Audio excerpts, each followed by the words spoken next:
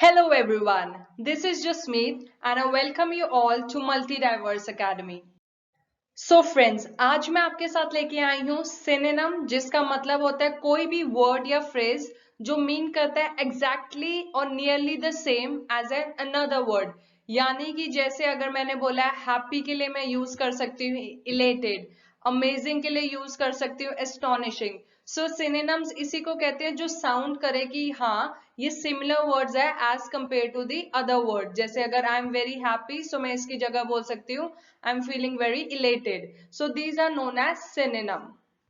And now friends, मैं आप लोगों के साथ अपनी एक ट्रिक शेयर करना चाहती हूँ जो मैंने यूज की एंड मेरे लिए हेल्पफुल हुई, तभी I was able to clear the exam in the very first attempt. And that was कि मैं हमेशा जो भी कुछ नोट करती थी वो एक प्रॉपर सीक्वेंस में होता था। यानी कि अगर मुझे ए अल्फाबेट से कोई सिनोनिम मिला है तो वो प्रॉपर एक पेज पे होगा, देन बी दूसरे से शुरू होगा एंड सी ऑनवर्ड्स। सो यही है कि अगर जब आपका एग्जाम नियर है एंड आप ढूंढना चाहते हो कि मुझे यार क्या बोलना है वहां पे, मैं याद करना चाहता हूँ, सो वो एक अनऑर्गेनाइज्ड वे में नहीं होगा। आपको पता होगा कि हाँ ए इसी पेज पे है, मुझे यहीं से देखना है, बी इसी पेज पे है तो मुझे यहीं से देखना है। सो मेरे लिए तो ये ट्रिक बहुत यूजफुल सी थी एंड आई होप आप सबके लिए भी हेल्पफुल हो एंड आप अच्छे से अपना एग्जाम इसी वे में तैयारी कर सके हो।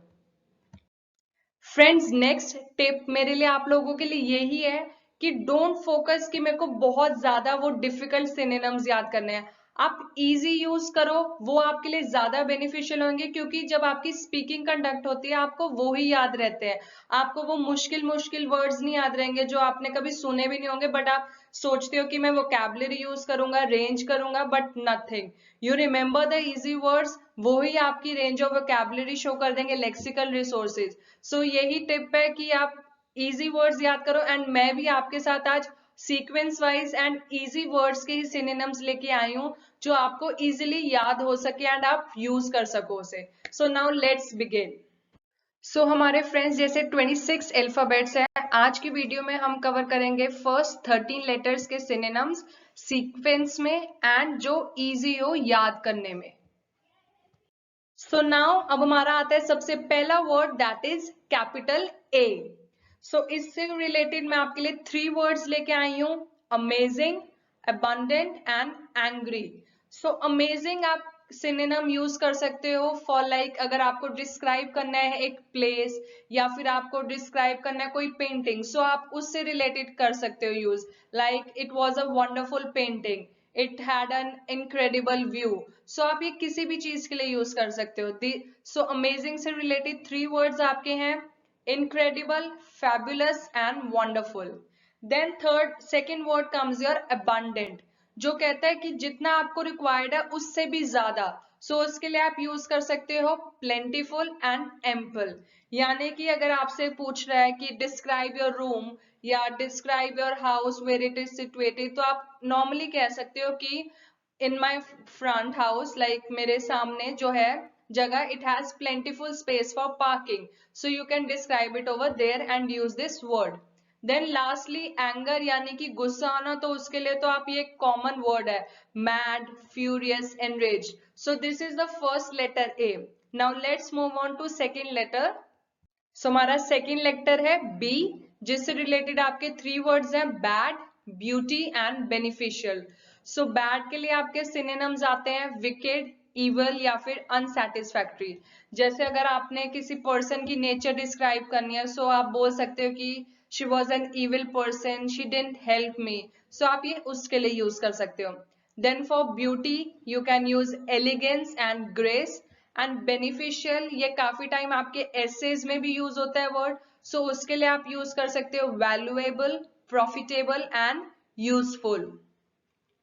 Now comes a letter C, जिससे 3 वर्ड्स रिलेटेड है हमारे, commonly, cruel and chiefly.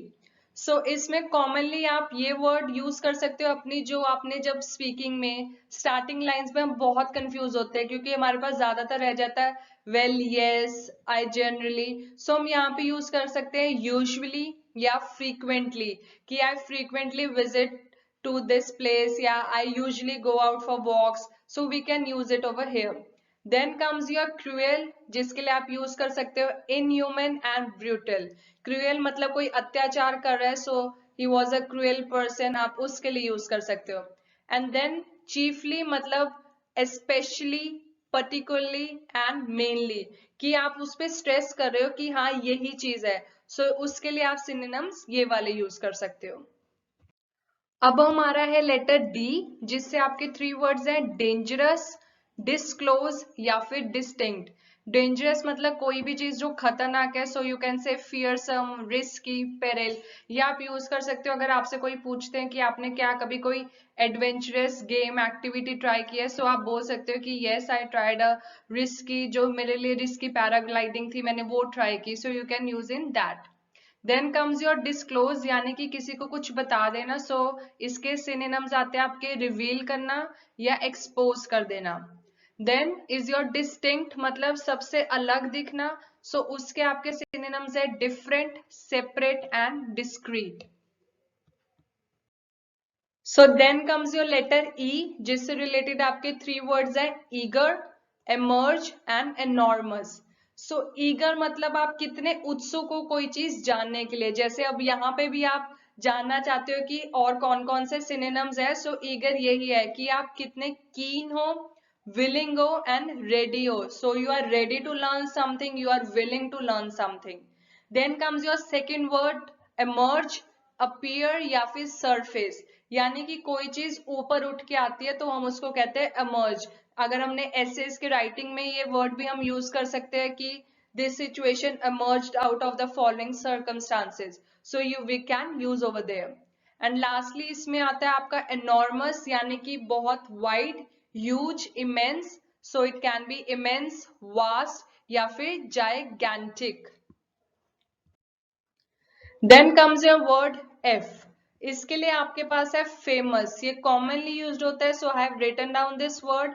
Then comes your forgive and first, so famous के लिए आप यूज कर सकते हो एमिनेंट, सेलिब्रेटेड या फिर renowned. Then comes your forgive, किसी को माफ करना, for that you can use excuse and pardon. And specially ये फर्स्ट जो आप यूज कर सकते हो अपनी स्पीकिंग में, so originally, initial, starting, and इसको आप यूज कर सकते हो अपने ऐसे के राइटिंग टास्क में भी, जैसे आपने अगर कनेक्टर्स यूज करना है, so initially the beginning stage was this, originally it was this, so you can use it over there. आपका अब नेक्स्ट लेटर है जी, जिससे आपके तीन वर्ड्स है गेम, ग्रास्प एंड जेन्युइन।